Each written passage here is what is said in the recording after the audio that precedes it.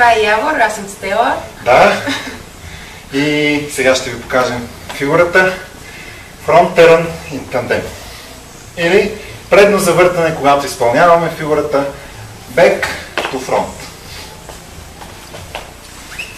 И раз, два, три, 4, 6, 7, 8. Раз, два, 3, 4, 5, 6, 7, 8. Раз, два, 3, 5, 6, 7, 8. Раз, два, 4, 5, 6, 7, 8. Какво е важно да знаем? Партньорката се завърта по време на бройките 5, 6, 7, 8. Раз, два, 3, 4, 5, 6, 7, 8. Стъпките на партньора. Раз, два, 3, 4, 5, 6, 7, 8. Два кика страни. Раз, два, 3, 4, 5, 6, 7, 8. Стъпките на партньорката. Да. Раз, два, 3, 4, 5, 6, 7, 8. Забележете, първия кик е фронтално. Когато се завъртим, втория кик е в страни. Раз, два, 3, 4, 5, 6, 7, 8.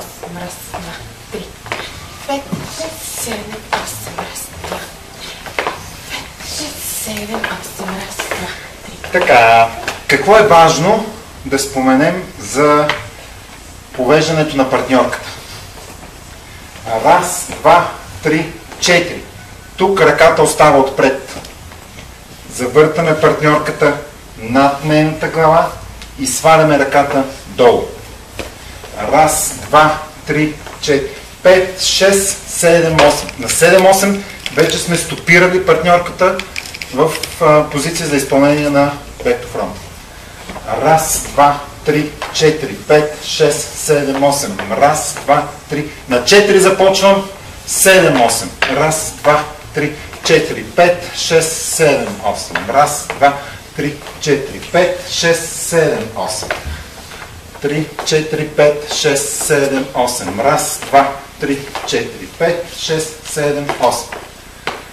Отново по принцип, когато танцуваме, е много важно да, за дамата говоря, да държим ръцете си умерено стегнати. Трябва да се съсредоточим върху това, да може да усещаме сигналите, които ни подава нашия партньор с движението си. Отново става въпрос за ръцете. Ако ние не помогнем, като поне малко ги стегнем, не твърде, умерено, фигурата няма как да се получи. Това нещо ще го повтарям постоянно. И пак фигурата. Раз, два, 3, 4, 5, 6, 7, 8. Раз, два, 3, 4. Отгоре ръката минава по този начин и тук се обръща. Раз, два, 3, 4, 5, 6, 7, 8. Раз, два, 3, 4.